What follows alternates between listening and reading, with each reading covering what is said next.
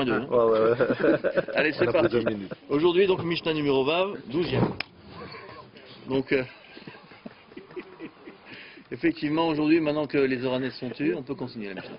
Alors, on a une Mishnah qui nous explique comment vendre un bain public. Ouais, on a dit que tout ce qui est immobilier est inclus dans la vente, même si on ne l'a pas précisé sur un contrat, alors que tout bien mobilier, selon Tanakama, il est exclu de la vente. Et qu'est-ce qu'on appelle bien mobilier?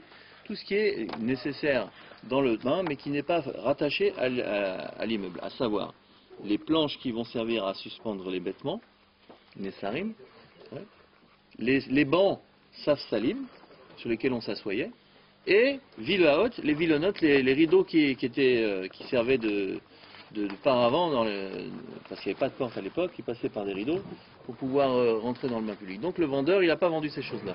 Ils étaient tous ensemble. C'est intéressant parce qu'il va les garder chez lui, il ne saura pas quoi faire. D'accord. Bisman, on peut terminer la Mishnah. Bisman chez Amarlo ou Becholma chez Betocho, avec Ulan Mechourin. Bien entendu, si jamais il n'a pas précisé dans le contrat, mais il a dit, tu sais, je te vends le bain avec tout ce qu'il y a dedans, ouais, le bain avec le bébé dedans, ouais, avec l'eau du vin, alors là, tout est vendu. Avec Ulan Mechourin. Maintenant, Ben Kaf ou Ben Kaf. Maintenant, comme ça ou comme ça, qu'il est précisé ou qu'il n'est pas précisé, alors c'est clair que si maintenant, à côté du bain, là, il y avait une remise avec du bois qui servait à chauffer l'eau, ou alors une citerne avec de l'eau qui permettait d'alimenter le bain, le terme, ouais. Alors là, ça c'est pas inclus dans la vente, même s'il a précisé, voilà, je te vends tout ce qui est à l'intérieur. Parce que comme c'est pas à l'intérieur, c'est des constructions annexes, donc c'est pas considéré comme... le bain, et tout le matériel qui sert à chauffer le bain. Tout ce qui est à l'intérieur, c'est marqué tout ce qui est à l'intérieur. Donc maintenant, le bois qui est dans la réserve à côté, c'est pas vendu avec. D'accord? Ça, c'est comme ça qu'on... Ok les amis? Voilà. Allez, aujourd'hui on va étudier une psikta. On va étudier quelque chose qui est intéressant. Vous savez que demain c'est Shabbat Agadol. Vous savez? C'est Shabbat Agadol, c'est le grand Shabbat. Pourquoi ça s'appelle Shabbat Agadol? Parce que toutes les femmes nous obligent à manger dans la cuisine, donc c'est le plus petit Shabbat de l'année. Toutes les femmes quoi? Nous obligent à manger dans la cuisine. Ou dans le couloir. Voilà. Donc c'est-à-dire c'est vraiment un petit Shabbat. Alors on a dit celui-là on va l'appeler Shabbat Agadol. On mange au Shabbat? Non mais le couloir qui est là. Shabbat Agadol, c'est là où on mange dans la grande chambre, grande pièce. Avant c'était comme ça. Dans la chambre. C'est dimanche pour nettoyer ce que tu as fait samedi. Ah ouais? Marcel il mange dans la chambre de bonne. Alors regardez. Alors il y a une autre raison pour laquelle ça s'appelle Shabbat Agadol, parce qu'il y a eu un miracle aussi ce Shabbat-là. Vous savez que le jour où Akadosh Baruch Hu, il a donné la mitzvah à Moshe de réserver l'agneau pour Korban Pessah, c'était le 10 Nissan. Et le 10 Nissan cette année-là, c'était un Shabbat. Cette année-là. Ouais. Donc, le problème est le suivant, c'est qu'il fallait maintenant prendre l'agneau, le réserver. On a une mitzvah de le prendre, de le mettre de côté, et ils l'ont attaché au pied du lit. Oui. Et jusqu'au moment où ils ont fait le Korban le 14 Nissan, donc il s'est passé 4 jours où maintenant les Bnei Israël ils avaient l'obligation d'égorger le dieu des Égyptiens. Et les Égyptiens ils ont vu ça, ils n'ont rien dit. Bizarre. Alors ce qui est intéressant ici, il y a un commentaire qui s'appelle Psikta de Rav Kahana, qui explique maintenant qu'a priori il y avait une chose qui était assez contradictoire. C'est que si on veut maintenant que l'animal il soit mangeable et qu'il soit bon, mais le meilleur possible, l'agneau, le plus tard vous le sortez du troupeau, le meilleur il est à la shrita. Plus tard? Le plus tard. Si vous prenez un agneau, vous l'enlevez du troupeau et vous le mettez ici dans une remise, vous ne lui laissez pas paître sa subsistance comme d'habitude, sa nourriture, et il n'est pas avec les autres du troupeau, la viande elle devient un peu... Ah bon? Ouais. Alors donc on voit ici qu'a priori il aurait mieux valu attendre le dernier jour. Alors la raison pour laquelle maintenant ils n'ont pas attendu le dernier jour, c'est uniquement pour justement ce nef là. Regardez ce qu'elle dit la psikta. Amar Rabbi Yochanan dit Valo eno yafe et la mediran. C'est marqué comme ça. Donc là je vous lis dans le bureau le verset qui est notre référence. Daber el koladat Israël les morts. Tu parleras à toute l'assemblée d'Israël en disant Ba'asor la chodesh hazeh. Daberou, pardon. Vous parlerez, puisque la mitzvah a été donnée à Moshe et à Aaron, exact. Donc vous parlerez à toute l'assemblée d'Israël en leur disant Ba'asor la chodesh hazeh, le 10 de ce mois-ci, Veikru lahem, ish c'est le betavot, ish c'est la baït. Chacun y prendra pour lui un agneau par maison et par famille. Par famille et par maison. Donc pour le Korban C'est dans le biouf, là? Oui, juste à l'introduction. Ouais. Donc Rabbi Yochanan, il a dit que, lui, il dit, a priori, on s'y connaît en viande. La viande d'agneau, elle est meilleure si jamais maintenant on sort l'agneau du troupeau juste avant la shrita. Pourquoi Kadosh Baruch Hu a donné au ministre la mitzvah de l'amener à la maison pendant 4 jours avant la fête de l'Aïd, avant l'égorgement.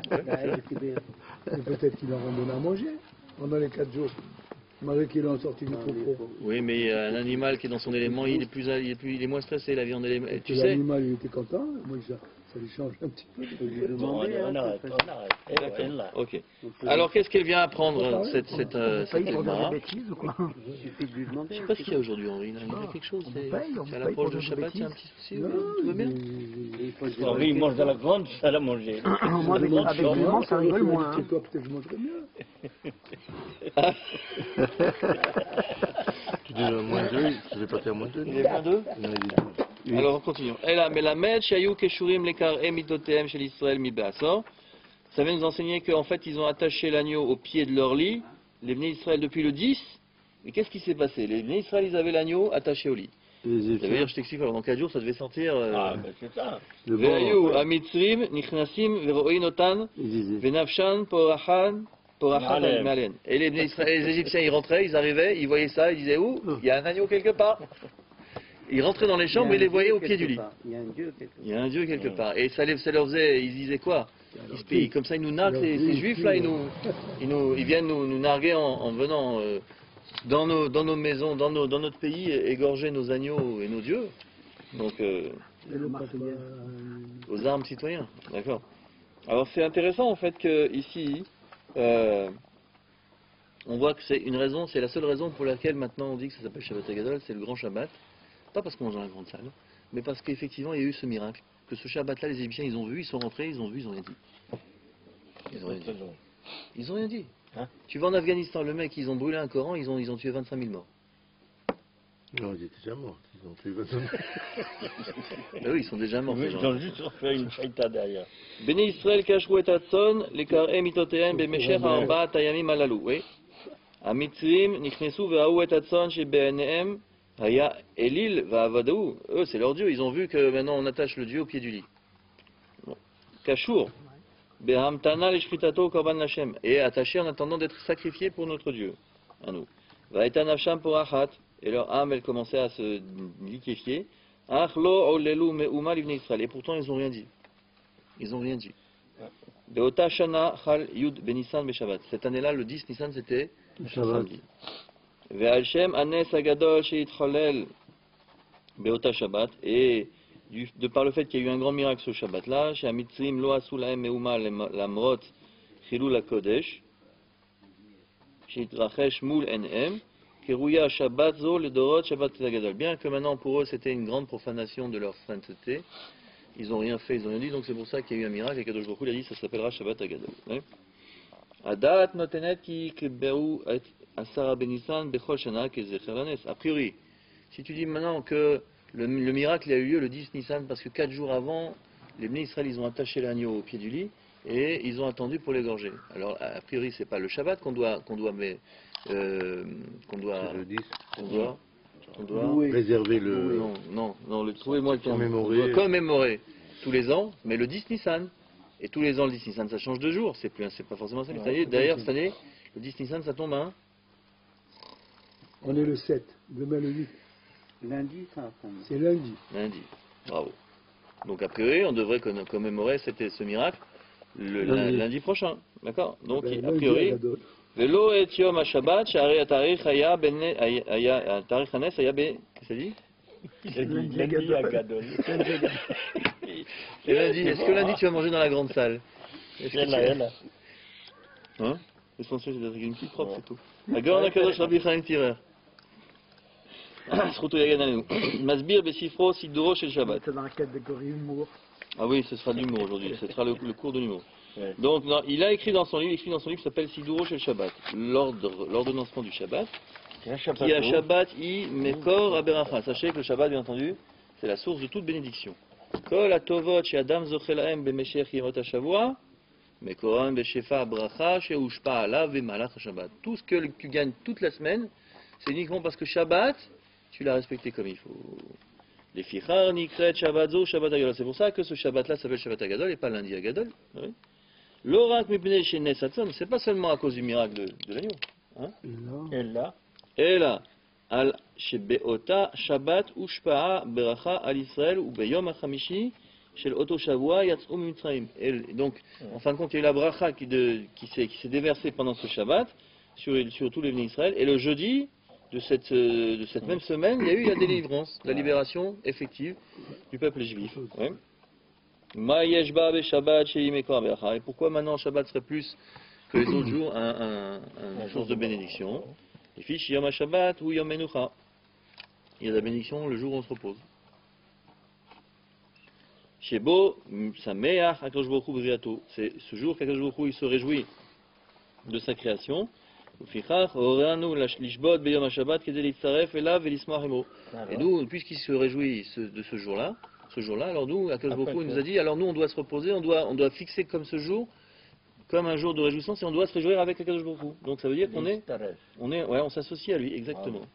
D'accord. Ba'et Azu, Mitkarvim Anu El HaKadosh Baruch Hu. En ce moment, on se rapproche d'HaKadosh Baruch Hu.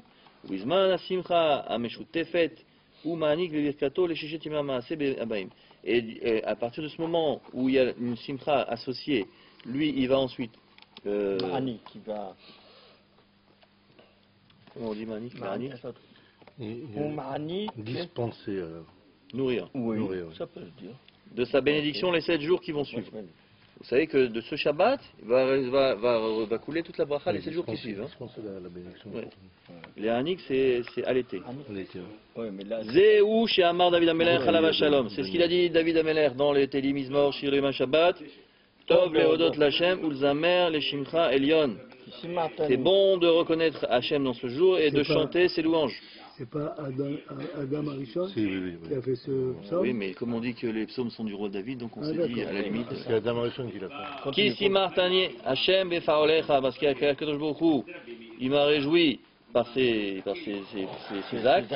Magadouma c'est Hachem, comment ils sont grands tes actions Hachem? Shabbat, Tov leodot l'Hachem, al ki gadelu ma'asavo.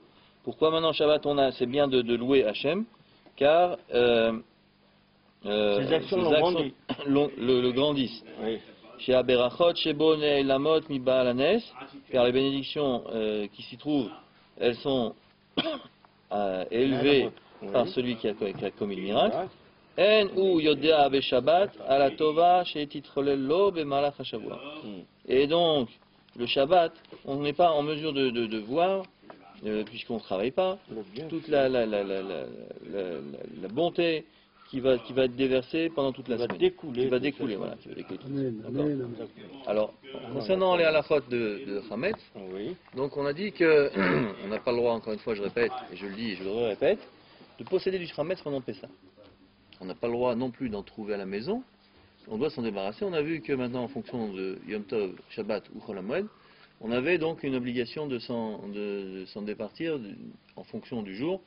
Soit on n'avait pas le droit d'y toucher, soit il fallait le brûler immédiatement. Ouais, on a dit qu'il fallait impérativement brûler ce Hametz. On n'a pas le droit de le conserver jusqu'à après Pessah. Et on a parlé aussi du Hametz d'un goy. Alors, sur les Israël Lagad, le Hametz chez Nochiva Pessah. Bien que j'ai pas d'interdiction d'avoir du Hametz qui appartient au goy chez moi, si maintenant le goy il vient faire son travail chez moi pendant Chol HaMoed, il vient avec son sandwich, alors j'ai pas le droit, a priori, de l'empêcher. Seulement, j'ai pas le droit d'y toucher. Ça, j'ai pas le droit d'y toucher. Le Hametz, j'y touche pas, d'accord? Donc, alken im nafal lirshuto Hametz shenochi. Maintenant, si jamais en mangeant il fait tomber des miettes chez moi, en lo litelo beyado kedei leotziu. J'ai pas le droit de le prendre avec la main pour l'enlever.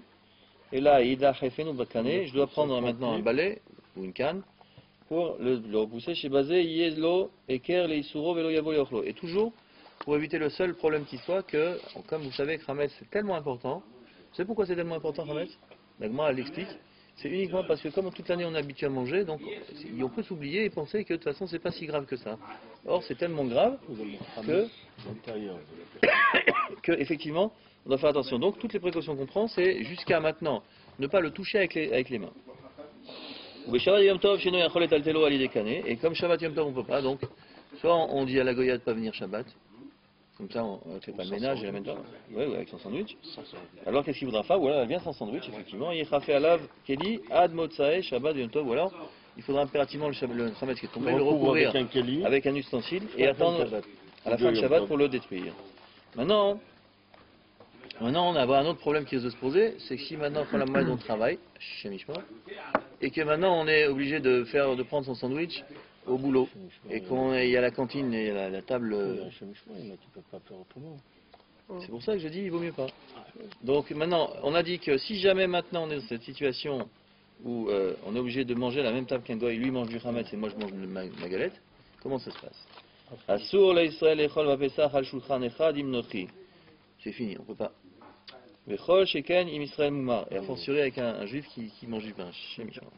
Chez Ochel chametz.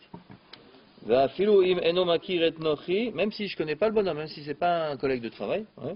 Par exemple, vous dites allez tiens, on va aller au parc de la Tête d'Or faire un petit pique-nique. Voilà. Tu sors ta galette, tu prends une table et tu vois un gars qui arrive et dit tiens je m'assois avec vous. Pas toi. Voilà. Non, tu connais pas. Tu connais pas.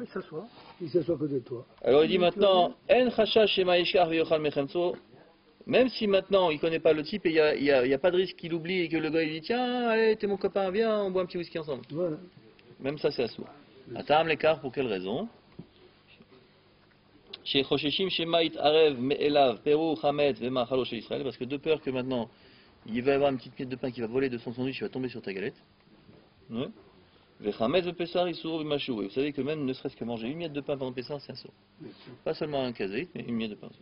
Umitamze Af Im Ochlim Beheker Mapa Benem Asur. Même si chacun il a sa propre nappe, on a dit des fois qu'il y a des autorisations qui sont données. Si même maintenant quelqu'un mange du lait, il mange sur sa nappe, et celui qui mange de la viande, il mange sur sa nappe. Dans ces conditions, on dira aussi que ce sera assourd.